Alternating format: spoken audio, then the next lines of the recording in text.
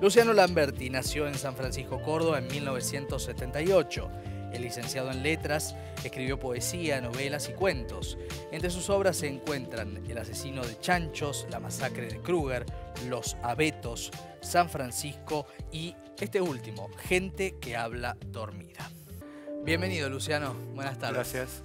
Gracias a vos. Bueno, finalmente este libro que es poner dos de tus libros de vuelta, ¿no?, a disposición del público e incluir, ¿no?, incluir Los pequeños robos a la luz de la luna, que eran inéditos, ¿verdad?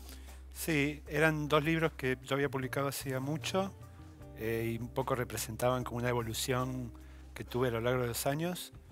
Y este tercer libro que un poco lo decidimos con mi editora incluirlo para darle fuerza al conjunto y porque además de alguna forma es un resumen de las dos estéticas que yo tenía en esos primeros libros. Claro. Este último, Pequeños robos a la luz de la luna, tiene cuentos, por ejemplo, brevísimos, ¿no? Pero de una potencia muy grande, ¿no? Es decir, cuentos que atraviesan. ¿Es difícil escribir breve y con esa potencia? Es difícil escribir en general. Y yo que enseño cuento, que enseño a escribir cuentos, me doy cuenta de que no hay fórmulas y de que cada vez que les llevo un cuento a los chicos que está bueno, rompe con todas las reglas que yo les vengo diciendo. Entonces, el cuento es un género tan especial que tiene millones de formas para ser abordado. Claro. Y todas pueden estar bien o pueden estar mal, digamos, ¿no? Claro. Entonces, sí, un cuento breve, que no sea un microcuento, que a mí especialmente no me gusta, es difícil porque tenés que ir al hueso directamente y darle al lector los elementos necesarios en poco tiempo para que se emocione o quede pensando, ¿no? Bueno, el que lleva el título del libro, Pequeños robos a la luz de la luna, es muy inquietante lo que vos contás, ¿no? Es un hombre que entra en las casas de los vecinos a robar y de pronto ve la intimidad, pero también se encuentra con otras cosas. Es muy inquietante la propuesta que haces. Sí, no sé de dónde sale, probablemente de la poesía. ¿Por qué de la poesía? Porque es un poco el espíritu del libro, ¿no? El mismo título está tomado de un verso de Parra, de Nicanor Parra, ¿no? Y uno de los cuentos es un poco una reescritura de un poema de Parra que se llama La víbora, que es la historia de un hombre al que una mujer hace sufrir muchísimo. Y él un poco se deja porque le gusta. Una relación enfermiza. Claro. En el libro en general hay muchas relaciones de amor que se salen de lo común.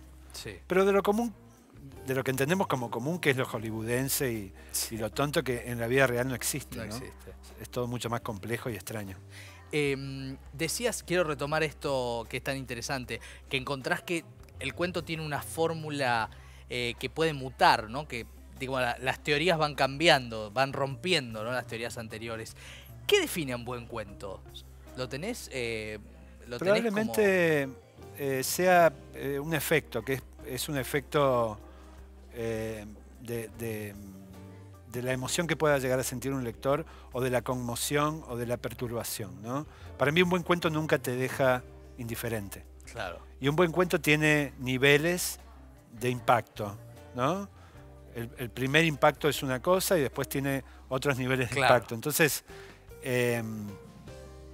tiene como capas, ¿no? Y es interesante por eso. Claro, claro. O sea, que se te quede el cuento es necesario para que sea un buen cuento. Para mí sí, lo digo como lector, ¿no? Sí. Yo siempre que recordé un cuento fue porque de alguna manera me sorprendió, me conmovió, me mostró algo que yo no conocía o me hizo pensar en cuestiones que yo no había pensado antes.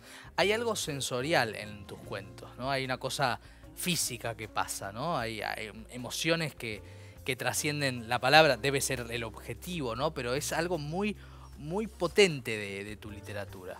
Sí, me encanta. Bueno, es un poco la herencia de la literatura norteamericana, ¿no? Y la idea de que para mí leer no es leer fríamente o intelectualmente, sino que es leer con el cuerpo, ¿no? Yo con los mejores libros, yo siento que soy sustraído y de alguna forma movilizado por el libro, y no lo leo desde la distancia, sino que caigo en el libro, ¿no? Y ese sería mi ideal. Y eso es como lector. y como escritor caes en la historia te lleva, ¿cómo es el acto creativo? No, como escritor tengo que ser frío y calculador. Claro. En una primera instancia sí, cuando la estoy haciendo la primera versión, me dejo llevar y soy romántico y poeta, pero después tengo que ser frío para que se emocione el lector, no yo. Claro. ¿No? Pico y pala, como se dice. Y sí, y además, y cálculo, ¿no? Para que sea él el que caiga en la trampa. Claro. Feliz trampa, por cierto, ¿no? De las narraciones. Hay universos muy perturbadores o muy... Sí, perturbadores puede ser, ¿no? En varios de estos cuentos. ¿Tiene que ver con este libro en particular o tiene que ver con una mirada tuya en general? No lo sé, creo que lo saben más mis lectores o el que haya leído todo lo que escribí, más que yo. Pero sí sé que tengo cierta predilección estética por determinadas cuestiones.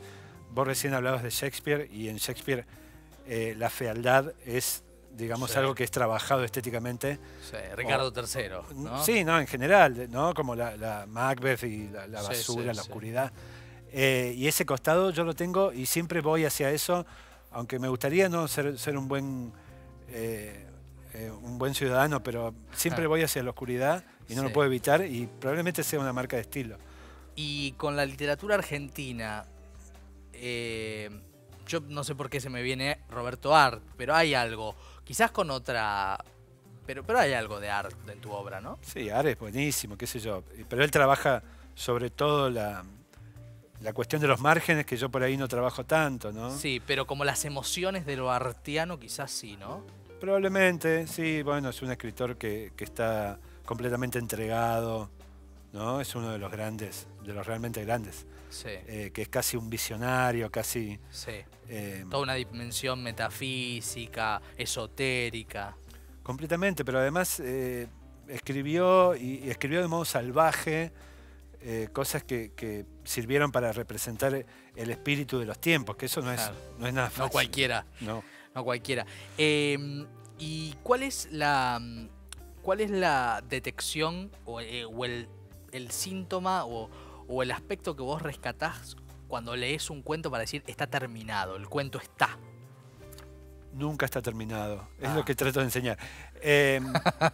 Y a la vez uno puede corregir de más, ¿no? Y uno puede arruinar lo que está escribiendo por haberlo corregido de más. Es un equilibrio difícil, pero Borges mismo, que era bastante bueno, un escritor bastante bueno, seguía corrigiendo cuando los libros ya habían sido publicados, ¿no? Como que cambió de estética a medida que envejecía, se fue poniendo más depurado y seguía corrigiendo sus propios libros, ¿no? Entonces, si él corregía, no voy a corregir yo.